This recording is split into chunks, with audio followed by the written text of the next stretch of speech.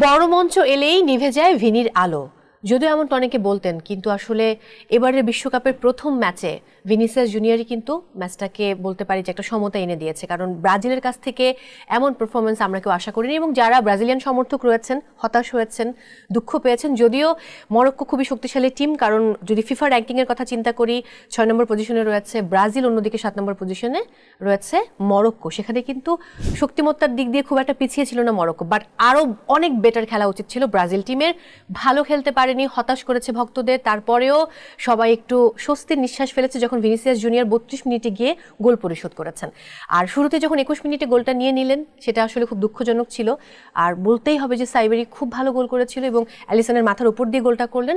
অন্যদিকে ভিনিসিয়াস জুনিয়রও কিন্তু দুর্দান্ত একটা গোল করেছেন, বাদিক দিয়ে গিয়ে একদম মরক্কোর বক্সে ঢুকে। যাই হোক, এই প্রসঙ্গ নিয়ে কথা বলবো, সেই সাথে আজকের দিনে যে ম্যাচগুলো রয়েছে সেই প্রসঙ্গেও যাবো। এবং আরেকটু জানিয়ে রাখতে চাই, কাতার একটা এশিয়ান টিম হিসেবে এত ভালো করবে কারণ সুইজারল্যান্ড কিন্তু খুব পছন্দের টিম ছিল এবং ফেভারিট দল ছিল। সেখানে 1-1 গোলে তারা ড্র করেছে এবং এই দুটো ম্যাচ বিশেষ করে বলতেই হবে, সেই জায়গা থেকে আমার মনে হয় যে কাতার অনেক বেটার করেছে।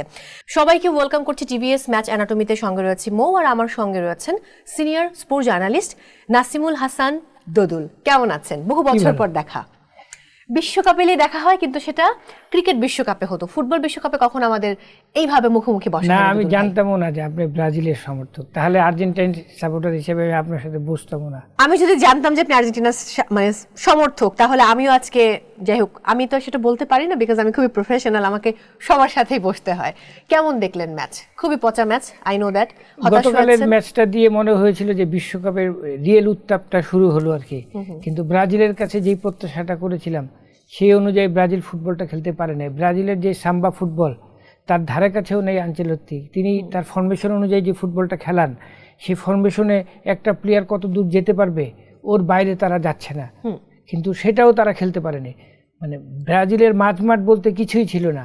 ক্যাসিমিরো ওল্ড, আপনি একটা করে কথা বলছিলেন অফ ক্যামেরাতে যে ক্যাসিমিরো আসলে ওর আর খেলার সময় এখন আর নেই।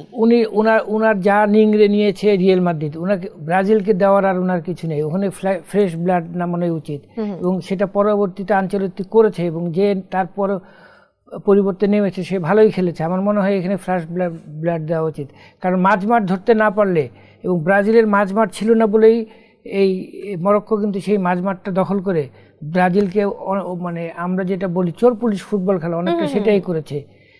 এবং মরক্কো আরো আগে গোল পেত যদি হাকিমিকে দিয়ে অত বেশি বল না দিত। কিন্তু হাকিমের পারফরম্যান্স কালকে আপনার কেমন লেগেছে? মানে কালকে তো না, আজকে সকালে হাকিমির নাম অনুযায়ী পারফরম্যান্সটা ভালো। আমার কাছে মনে হচ্ছে যে হাকিমি যেরকম একটা, হাকিমি যদি রাইট উইঙ্গের না গেলে একটু মাঝমাঠ দিয়ে খেলতো যেটা মেসিরা খেলে, তাহলে উনি আর বেটার করতে পারতো। এক্স্যাক্টলি।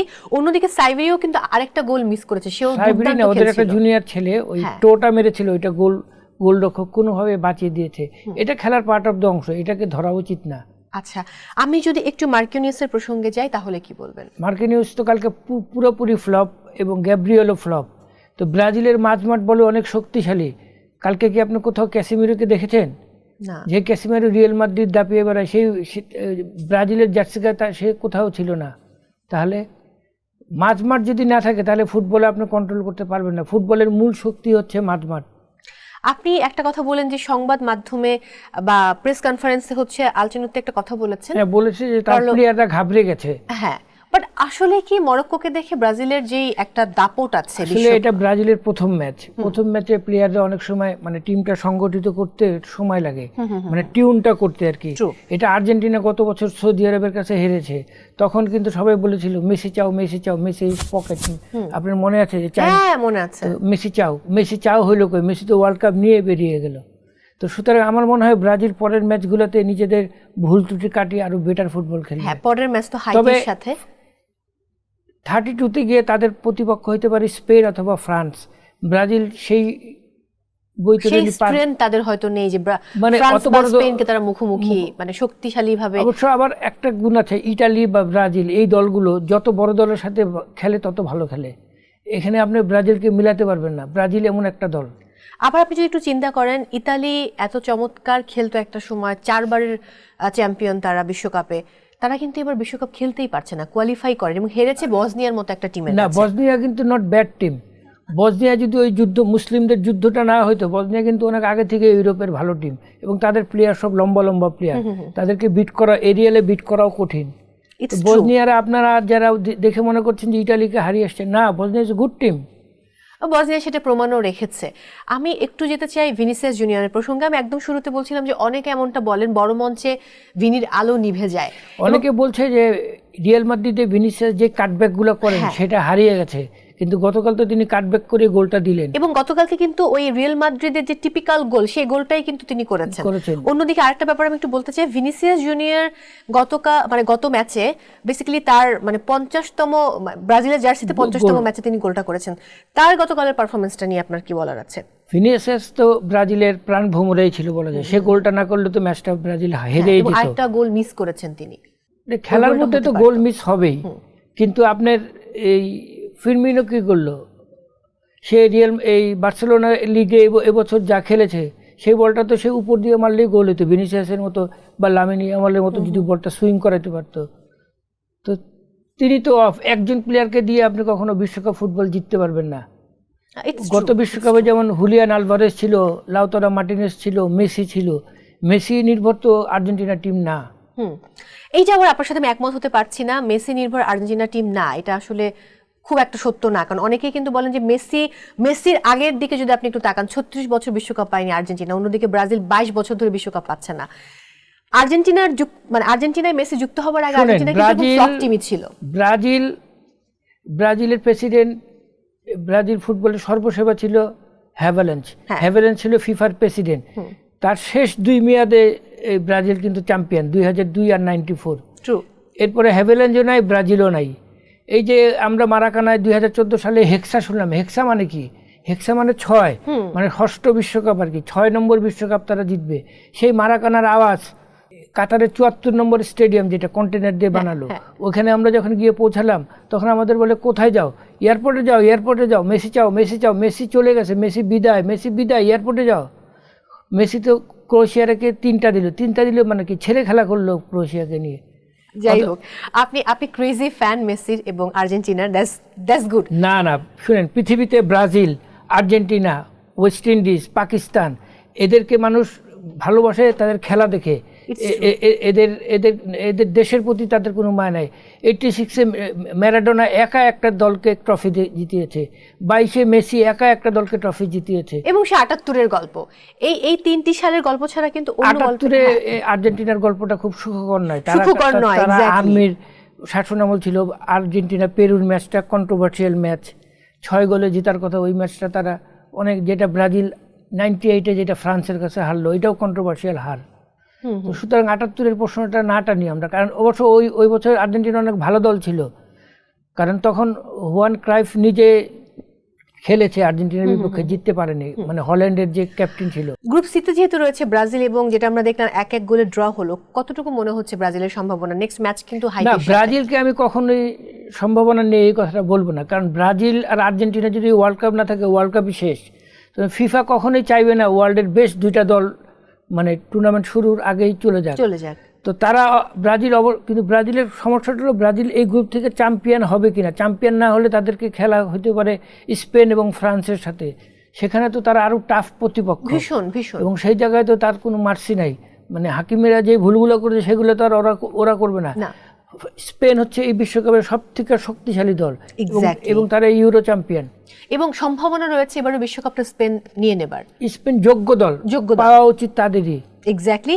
আমি যদি একটু কাতার এবং সুইজারল্যান্ডের ম্যাচে যাই, সেখানেও 1-1 গোলে ড্র, এবং 17 মিনিটে কিন্তু এমবোলে তার গোলে পিছিয়ে দিয়েছিল কাতারকে। সেখানে কাতার এত চমৎকার ভাবে যে গোলটাকে ব্যাক করবে, এটা অনেকে হয়তো আশা করেন। শুনেন, এশিয়ার ভিতরে 4টা টিম আছে, যেমন ইরাক, ইরান, কোরিয়া, জাপান, এই 4টা টিম একমাত্র ইউরোপিয়ান টিমগুলোর সাথে ফাইট দিতে পারে, বাকি টিমগুলো আর ফাইট দিতে পারে না।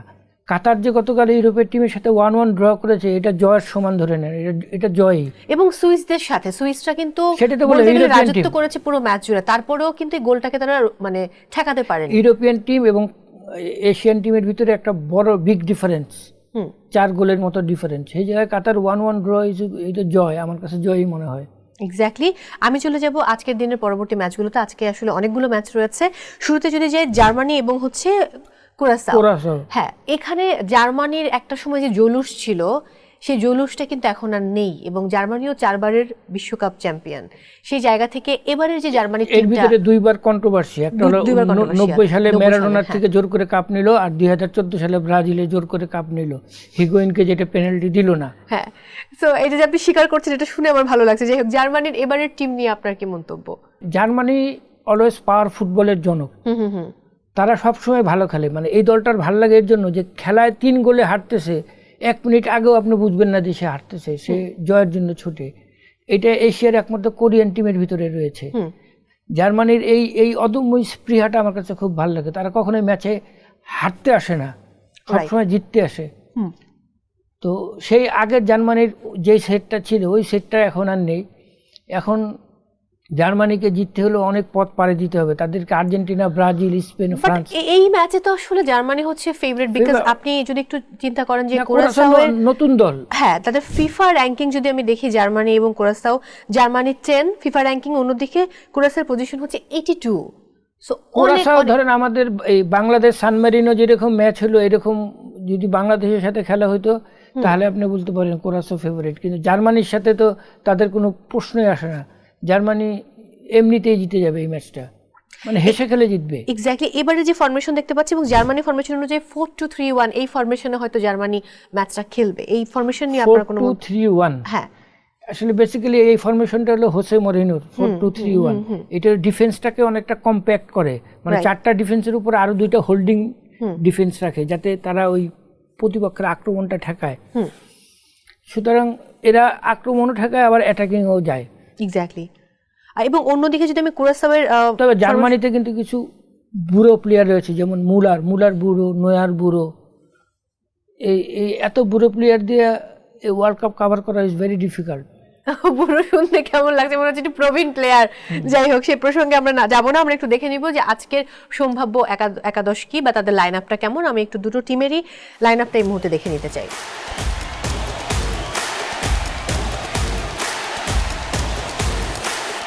এই ম্যাচে জয় ছাড়াও জার্মানির জন্য সবচেয়ে বড় পরীক্ষা কি হবে? জার্মানির জন্য ব্রাজিলের মতোই পরীক্ষা হবে, টিমটা কতটা সংগঠিত করতে পারে, তারা কতটা গোছানো ফুটবল খেলতে পারে, সেটাও মানুষ দেখতে চাইবে। জার্মানি তো একটা টপ র্যাঙ্কিং এর টিম, মানে শিরোপা প্রত্যাশী টিম। তাদের যে প্রতিপক্ষ কুরাসাও, তারা কি আসলে শুধু অংশগ্রহণ করতে এসেছে আর নাকি ইতিহাস গড়তে এসেছে? না, তাদের প্রত্যেকটা প্লেয়ার কিন্তু ইউরোপিয়ান লিগে খেলে, এবং তাদের লোক সংখ্যা কম। ইটস ট্রু, বাট তারপর আপনি যেটা বলছিলেন জার্মানির টিমে যে প্রবীণ প্লেয়ারগুলো রয়েছে, সেটা আপনার কাছে মনে হয়েছে তারা হয়তো খুব একটা ভালো খেলবে না। মুলারের প্রসঙ্গ আপনি তুলে ধরেছেন। অন্যদিকে যদি আমি একটু কুরাসাওয়ের প্রসঙ্গে, যে আপনি বললেন যে ইউরোপিয়ান টিমগুলো রয়েছে, তাহলে কি এক ধরনের আজকে কোনো চমক বা কোনো রকম ব্যতিক্রম কিছু ঘটবার সম্ভাবনা আছে? ইউরোপের ফুটবলের পার্থক্যটা হলো 19 আর 20। যে কেউ দলকে হারিয়ে দিতে পারে। সুতরাং কুরাসাও যে জার্মানিকে ধরে বসবে না, এটার কোনো গ্যারান্টি নেই। ওকে, এটা পিছে গেলে বোঝা যাবে যে আসলে টিম কেমন। মানে আপনি ক্রিকেটে গিভেন ডেতে যে দল ভালো খেলে সেই দলে জিতে, প্রতিপক্ষ দল কেমন সেটার উপরে কিন্তু নির্ভর করে না। বাংলাদেশ তো অস্ট্রেলিয়াকে হারিয়ে দিল, ক্যামেরুন গ্রিনের মতো। আমরা কিন্তু এটা ভাবিনি যে বাংলাদেশ অস্ট্রেলিয়াকে হারিয়ে দিতে পারবে, যদি আমরা ক্রিকেটের কথা বলছি বাই দ্য ওয়ে। বাট তারপরেও ফুটবল, ক্রিকেট গেম, এবং গেম যে কোনো সময় চেঞ্জ হতে পারে, যে কারো ফোরে চলে যেতে পারে, এটা আমরা আসলে জানি না। আইভরি কোস্ট এবং একই সাথে ইকুয়েডর, দুটো টিমই মোটামুটি, এবং যদি গুড টিম, র্যাঙ্কিং হচ্ছে 33, অন্যদিকে ইকুয়েডর হচ্ছে 23। একটা লাতিন ঘরানার টিম আর একটা হলো আফ্রিকান টিম। আর আইভরি কোস্ট কিছুদিন আগে মনে হয় সম্ভবত বেলজিয়াম না কার সাথে জানি জিতেছে ম্যাচটা। Ivory Coast very good team. So আপনি কি এখানে আইভরি কোস্টকে এগিয়ে রাখবো? ওকে, অন্যদিকে যদি আমি মানে সুইডেন এবং টিউনিশিয়ার কথা বলি, তাহলে 2 ইউরোপিয়ান টিমের লড়াই। এই লড়াইটা এর আগেও হয়েছে, অনেক হাড্ডাহাড্ডি লড়াই হয় খেলার মধ্যে, প্লেয়ারদের বিরুদ্ধে হাতাহাতিও হতে পারে। টিউনিশিয়া যে মুসলিম টিম, হ্যাঁ, যেমন টার্কি মুসলিম টিম। ওকে, সুতরাং সুইডেনদের সাথে তাদের একটা টাগোবর অনেক আগে থেকে আছে, এবং এই পর্যন্ত তারা মুখোমুখি হয়েছে 4টি ম্যাচে। সুইডেন 2টো ম্যাচে জয়লাভ করেছে, একটি ম্যাচে হচ্ছে আপনার টিউনিশিয়া, এবং ড্র হয়েছে 1টি। যদিও তারা ওয়ার্ল্ড কাপে কখনো মুখোমুখি হয়। আজকের এই ম্যাচে যে কেউ জিততে পারে, মানে কেউ ফেভারিট না, মানে ইভেন ম্যাচ। It's true. আমি যদি সামগ্রিকভাবে এবার ওয়ার্ল্ড কাপের আলোচনায় চলে আসি, পর্তুগাল নিয়ে গতকালকে আমি শোতে যখন আমার একজন সাংবাদিক তিনি ওই জায়গাটার মানে টিএসসি এবং রংপুরের কিছু ফ্যান্স, ফুটবল ফ্যান্স যারা রয়েছেন এদেরকে কানেক্ট করছিলেন, একটা ছোট্ট বাচ্চাকে আমি দেখছিলাম যে ও মুখে CR7 লিখে রেখেছে এবং ও পর্তুগালের সাপোর্টার। এবং আমি কালকে আরেকটি শোতে গেছি ইভেন্টে, সেখানে আমি যখন জিজ্ঞেস করছিলাম ইয়াং জেনারেশন যারা মানে কিশোর কিশোরী যারা হাই স্কুলে পড়ছে বা স্কুলে পড়ছে, ওদের মাঝেও পর্তুগালের ফ্যানের সংখ্যাটা বেশি। কারণ আছে, কারণ কি তারা দেখেন, ক্লাব ফুটবল দেখে। মেসি হচ্ছে গড গিফটেড একটা প্লেয়ার, আর CR7 হচ্ছে নিজেকে তৈরি করেছে, যে কারণে রোনালদোকে অনেকের মানুষের পছন্দ। পর্তুগালকে অনেক আগে থেকেই মানুষ পছন্দ করে, যেটা ফিগোরা যেটা ছিল যে সোনালী প্রজন্ম, সেই দল নিয়ে তার চ্যাম্পিয়ন হতে পারেনি। ফিফা এবার চায় যে রোনালদোর হাতে একটা ট্রফি উঠুক। এইটা ভেবে কিন্তু হতেও পারে যে এবার বিশ্বকাপটা পর্তুগালও নিতে পারে, যেমন পর্তুগাল এবারে বিশ্বকাপের অন্যতম সেরা একটা দল। তার যে মিডফিল্ড, এই মিডফিল্ডকে বলা হচ্ছে যে এই বিশ্বকাপের সেরা মিডফিল্ডার। তারা যদি তাদের সেই ডেলিভারিটা দিতে পারে তাহলে পর্তুগাল ট্রফি পেতে পারে, অসুবিধা তো নাই। অ্যাটলিস্ট রাউন্ড 16 পার হওয়ার পর বোঝা যাবে যে আসলে কোন দল যাবে কোন দল যাবে না। তবে আপাতত আমরা পর্তুগালের উপরে প্রত্যাশা করতে পারি যে তারা শিরোপার প্রত্যাশী। ফ্রান্সের প্রসঙ্গে যদি যাই, সেখানে ডেফিনেটলি এমবাপ্পে দুর্দান্ত একজন প্লেয়ার, অন্যদিকে ডেম্বলে। এই দুজনকে নিয়ে আপনার মন্তব্য যদি একটু জানতে চাই আমি। ডেম্বলে হলো ম্যাচ মেকার, গুড প্লেয়ার, মানে এই মুহূর্তে তিনি দুর্দান্ত ফর্মেও রয়েছেন। মানে সে যদি বল প্লে করে তাহলে এমবাপ্পে বল পাওয়ার বেশি সুযোগ থাকে। এমবাপ্পে তো পেসে অনেক বিট করে চলে যায়। ইউরোপে মানে উয়েফা কাপ যেই খেলাটা দেখলাম, সেখানে স্পেনের সাথে যেই খেলাটা হলো সেখানে ফ্রান্স ভালোই খেলেছিল, কিন্তু স্পেন অনেক বেটার দল দেখে তারা শেষ পর্যন্ত পারেনি। কিন্তু ফ্রান্স এবারও মানে মেসি ফ্রান্সকেও শিরোপার প্রত্যাশী দল মনে করে।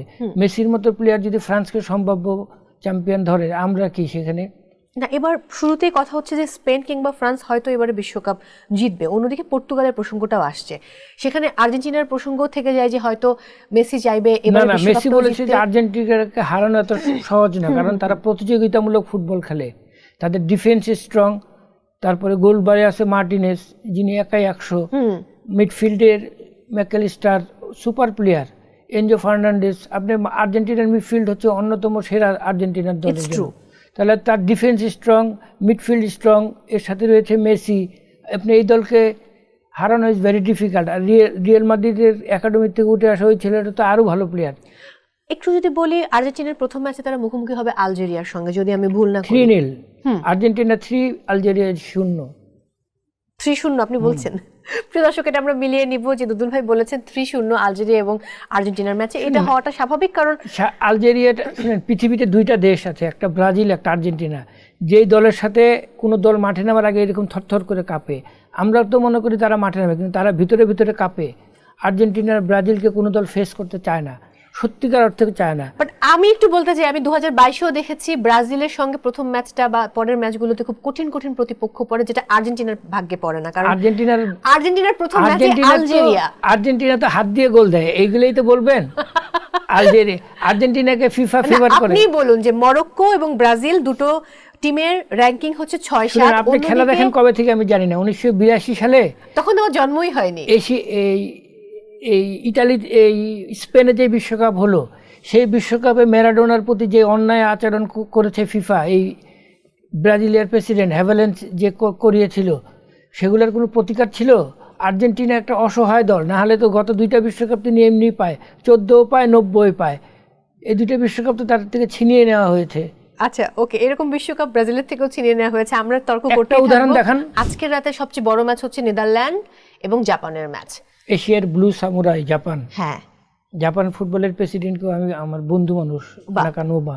হ্যাঁ, এবং তাদের ফুটবলের অবকাঠামোটা আমি দেখেছি একদম শুরুতে, মানে যে যখন তারা তৈরিটা করে। জাপান ইউরোপের সাথে ফাইট করার মতো দল। নেদারল্যান্ডকে বলা হয় আধুনিক ফুটবলের জনক, কিন্তু তারা সহজেই পার পেয়ে যাবে জাপানের কাছে, এটা ভাবা ঠিক না। আবার নেদারল্যান্ড যে জাপানকে ছেড়ে দিবে এটা ভাবারও কোনো কারণ নেই। 3 বারের মুখোমুখি, না জাপানকে ছাড়বে কেন? তারা খেলার মধ্যে থেকেও কোন দল কাউকে ছাড়ে না।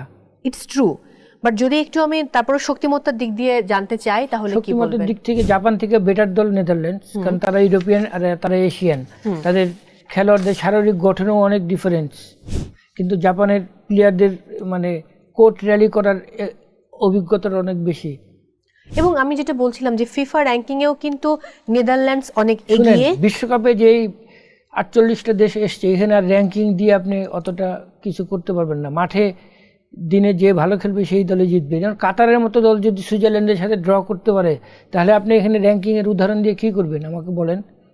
জাপান তো গুড টিম। বা কানাডা বসনিয়ার কথা আমরা বলতে পারি, সেটাও তো আমরা ভেবেছিলাম যে কানাডা জয়ী হবে, যদিও আপনি আমরা ভেবেছিলাম, বসনিয়া সম্পর্কে আমাদের ধারণাটা কম ছিল। বসনিয়া তো অনেক আগের থেকেই ভালো টিম।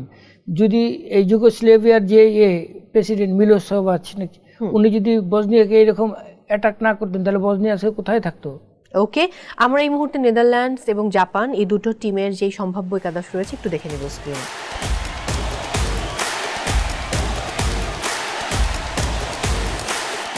টোটাল ফুটবল বনাম সামুরাই শৃঙ্খলা, শেষ শিকার, কি মনে হয়?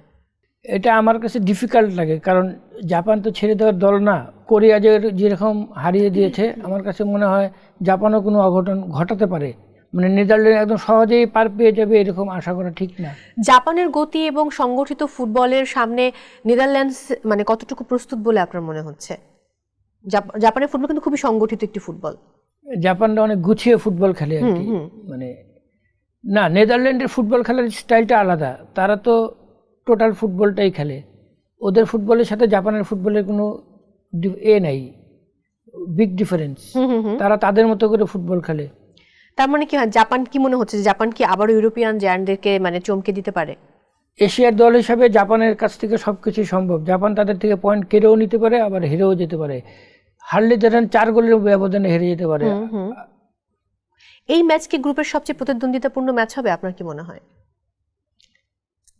এই গ্রুপের আজকের ম্যাচটা সব থেকে প্রতিদ্বন্দ্বিতাপূর্ণ হবে, এটা বলা যায়। তাহলে গ্রুপ সেরার দৌড়ে এই ম্যাচ কতটা গুরুত্বপূর্ণ?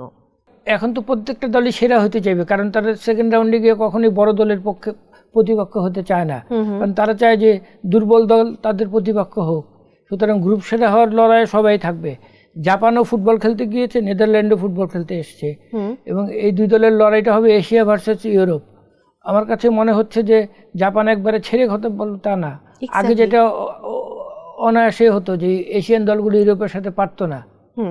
আজকের রাতে সবচেয়ে বড় চমক হতে পারে কোন ম্যাচে? জার্মানি ভার্সেস কুরাসাও নাকি হচ্ছে জাপান নেদারল্যান্ডস? ওকে, আপনার সাথে আমি মিলে নিলাম। ইউরোপের দুই পরাশক্তি কি আজকে নিজেদের আধিপত্য বজায় রাখতে পারবে? শুনেন, ফুটবলটা কন্ট্রোল করে ইউরোপের লোকরা।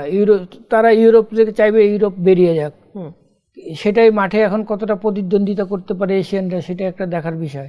এখানে এশিয়ান ফেডারেশন ভার্সেস ইউরোপিয়ান ফেডারেশনের মধ্যেও একটা টাগ অফ ওয়ার লড়াই চলে। কারণ তো এশিয়ার কোটা এই বছর সেনা বেশি, আগে তো দিত না। সুতরাং এশিয়ান টিমগুলোও প্রমাণ করতে হয় যে তারাও সেরা। এক্স্যাক্টলি। আজকে দুই ম্যাচ শেষে মানে গ্রুপের সমীকরণ কতটা বদলে যেতে পারে বলে আপনি মনে করেন? অন্তত এই দুইটা ম্যাচের কথা আমি বলছি, আজকে আরো ম্যাচ রয়েছে। জার্মান কোরাসা তো এটা কোনো ম্যাচই না, জার্মান অনায়াসে জিতে যাবে। কিন্তু নেদারল্যান্ডসের পক্ষে জেতাটা অতটা টাফ হবে, সহজ না, অনেক টাফ হবে। মানে জিতলেও অনেক কঠিন, কষ্ট করে তাদের জিততে হবে, ঘাম ঝরাতে হবে। তার মানে এই ম্যাচটা আজকের দিনের সেরা ম্যাচ, হাই ভোল্টেজ ম্যাচ, এটা আমরা বলতে পারি। So go for Japan or Netherlands? আমি এশিয়ান হিসেবে গো ফর জাপান। আমিও গো ফর জাপান। যাই হোক, দেখা যাক কি হয়। Thank you so much for coming. আমি তাহলে শেষ করছি, তার আগে আপনাকেও ধন্যবাদ। বলুন দর্শকদেরকে আরো কিছু বলার আছে কিনা? এত বড় বিশ্বকাপ, এবার 48টি টিম অংশগ্রহণ করছে। আমি যদিও ব্রাজিল সাপোর্ট করি না, তারপরে ব্রাজিলের যারা দর্শক আছে তাদেরকে বলবো যে আপনারা হতাশ হবেন না। কারণ বড় দলগুলো প্রথমে পয়েন্ট নষ্ট করলে যে হতাশ হতে হবে তা না। গতবার আর্জেন্টিনা সৌদি আরবের কাছে হেরে পরে চ্যাম্পিয়ন হয়েছে। আমি আশাবাদী যে ব্রাজিল পরের ম্যাচগুলোতে আস্তে আস্তে ভালো করবে এবং তারা তাদের দর্শকের প্রত্যাশাটা পূরণ করবে। Thank you so much. একজন আর্জেন্টিন সাপোর্টারের কাছ থেকে এমনটা শুনে খুব ভালো লাগলো। আমি ব্রাজিলের সাপোর্টার ছিলাম 1982 সাল পর্যন্ত, কিন্তু ব্রাজিল ফুটবলাররা কেয়ারলেস। তারা কোনো দলের প্রতি তাদের কোনো মায়া নেই। আপনি মনে আছে কিনা সক্রেটিস দাঁড়িয়ে দাঁড়িয়ে পেনাল্টি মারার দিন তো এখন নাই। এক্স্যাক্টলি। এবং গত ম্যাচে কিন্তু খুব সিনিয়র কয়েকজন প্লেয়ার বসেও ছিলেন এবং তারা হতাশ হয়েছেন এবারের এই প্রথম ম্যাচ দেখে। যাই হোক, সে প্রসঙ্গে না যাই, শেষ করছি। প্রিয় দর্শক, বিদায় নিতে হচ্ছে আজকের মতো। সবাই অনেক ভালো থাকুন, ম্যাচ দেখতে থাকুন, আর অবশ্যই চোখ রাখুন টিভিএস এর পর্দায়।